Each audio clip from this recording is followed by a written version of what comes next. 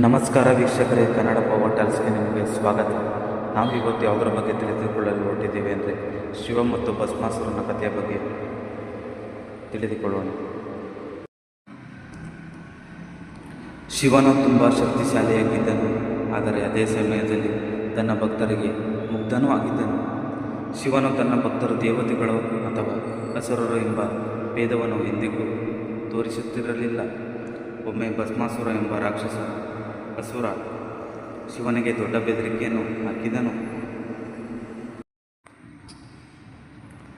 ಭಾರತೀಯ ಪುರಾಣಗಳ ಪ್ರಕಾರ ಭಸ್ಮಾಸುರನು ತುಂಬ ಬಲಶಾಲಿ ಮತ್ತು ಗಾತ್ರದಲ್ಲಿ ದೊಡ್ಡವನಾಗಿದ್ದನು, ಆದರೆ ಅವನು ಯೋಚಿಸುವ ಮೊದಲೇ ವರ್ತಿಸುತ್ತಿದ್ದನು.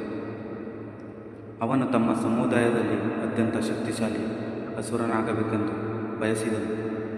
ಶಿವನು ಸುಲಭವಾಗಿ ತೃಪ್ತಿ ಹೊಂದಬಹುದು ಮತ್ತು ತನ್ನ ಆಯ್ಕೆಯ ಯಾವುದೇ ಉತ್ಕರ್ಷವನ್ನು ನೀಡಬಹುದು ಎಂದು ಅವನಿಗೆ ತಿಳಿದಿತ್ತು. ಆದ್ದರಿಂದ ಅವನು ಶಿವನ ಅನುಗ್ರಹವನ್ನು ಪಡೆಯಲು ಕಠಿಣ ತಪಸ್ಸು ಮಾಡಲು ನಿರ್ಧರಿಸಿದನು. ಪ್ರತಿದಿನ ತನ್ನ ಪ್ರಾರ್ಥನೆಯ ಸಮಯದಲ್ಲಿ ಅವನು ತನ್ನ ದೇಹದ ಒಂದು ಭಾಗವನ್ನು ಕತ್ತರಿಸಿ ಶಿವನನ್ನು ಮೆಚ್ಚಿಸಲು ಅದನ್ನು ಅವನಿಗೆ ಅರ್ಪಿಸುತ್ತಿದ್ದನು. ಅವನು ಅನೇಕ ದಿನಗಳವರೆಗೆ ಹಾಗೆಯೇ ಮಾಡುತ್ತಿದ್ದನು. ಶಿವನು ಸಹಾನುಭೂತಿಯ ಸಾಗರನಾಗಿದ್ದರಿಂದ ಶಿವನು ಅವನಿಂದ ಸಂತುಷ್ಟನಾಗಿ ಅವನಿಗೆ ಬೇಕಾದ ಯಾವುದೇ ವರವನ್ನು ನೀಡಲು ಮುಂದೆ ಬಂದನು.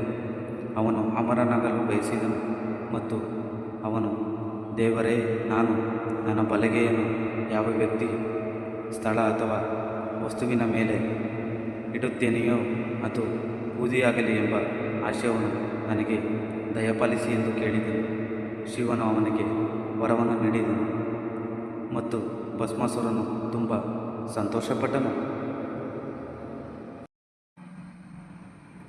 ಶಿವನ ಮೇಲೆ ದಾಳಿ.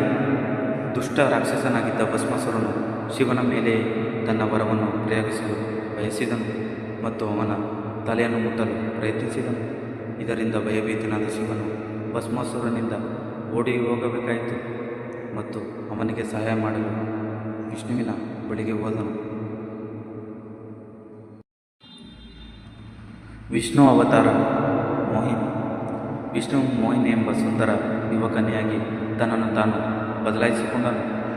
ಭಸ್ಮಾಸುರನು ಅಷ್ಟು ಸುಂದರಿ ಮತ್ತು ಆಕರ್ಷಕಲಾಗಿದ್ದರಿಂದ ಅವನು ಅಷ್ಟೊಂದು ಸುಂದರಿಯಾಗಿ ಕಾಣಲಿಲ್ಲ ಎಂದು ನಿಂತು ಬಿಟ್ಟನು.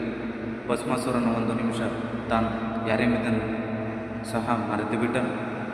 ಅವಳು ತನ್ನ ಸೌಂದರ್ಯದಲ್ಲಿ ಅವನನ್ನು ಸೆರೆಹಿಡಿಯುವ ರೀತಿಯಲ್ಲಿ ಮಾತನಾಡಿದಳು. ಅವಳು ಮೋಹಿನಿಯ ಮೇಲೆ ಪ್ರೀತಿಯಲ್ಲಿ ಸಿಲುಕಿದನು ಮತ್ತು ಅವಳನ್ನು ಮದುವೆಯಾಗಬೇಕೆಂದು ಕೇಳಿದನು. ಮೋಹಿನಿ ತನ್ನ ಮಾತನ್ನು ಮುಂದುವರಿಸಿದಳು. ನಾನು ಒಬ್ಬ ನರ್ತಕಿ ಭಸ್ಮಾಸುರ. ನಾನು ಚಿಕ್ಕ ವಯಸ್ಸಿನಿಂದಲೂ ನನ್ನಷ್ಟೇ ಚೆನ್ನಾಗಿ ನೃತ್ಯ ಮಾಡುವ ವ್ಯಕ್ತಿಯನ್ನು ಮಾತ್ರ ಮದುವೆಯಾಗುತ್ತೇನೆ ಎಂದು ಪ್ರತಿಜ್ಞೆ ಮಾಡಿದೆ ಎಂದು ಭಸ್ಮಾಸುರನಿಗೆ ಯಾವುದೇ ಮಾತು ತಿಳಿದಿರದ ಕಾರಣ ಕಣ್ಣು ಮಿಟುಕಿಸಿದನು. ಆದರೆ ಅವನು ತನ್ನ ಪ್ರೀತಿಗಾಗಿ ಕಲಿಯುವುದಾಗಿ ಪ್ರತಿಜ್ಞೆ ಮಾಡಿದನು. ಮೋಹಿನಿ ಮತ್ತು ಭಸ್ಮಾಸುರ. ಮೋಹಿನಿ ಅವನಿಗೆ 2 ವಿಭಿನ್ನ ನೃತ್ಯಗಳನ್ನು ಕಲಿಸಲು ಪ್ರಾರಂಭಿಸಿದಳು. ಅವನು ತನ್ನ ಸಂಪೂರ್ಣ ಗಮನವನ್ನು ನೃತ್ಯಕ್ಕೆ ಮಾತ್ರ ನೀಡುತ್ತಿದ್ದನು. ಸ್ವಲ್ಪ ಸಮಯದ ನಂತರ ಭಸ್ಮಾಸುರನು ಮೋಹಿನಿಯ ಚಲನೆಗಳನ್ನು ನಕಲಿಸುವಲ್ಲಿ ಉತ್ತಮನಾದನು. ಮೋಹಿನಿಯು ಶೀಘ್ರದಲ್ಲೇ ತನ್ನ ತಲೆಯ ಮೇಲೆ ಕೈಯನ್ನು ಇಟ್ಟುಕೊಂಡು ಒಂದು ಚಲನೆಯನ್ನು ಮಾಡಿದಳು. ಭಸ್ಮಾಸುರನು ಯೋಚಿಸದೆ ಅದೇ ರೀತಿ ಮಾಡಿದನು.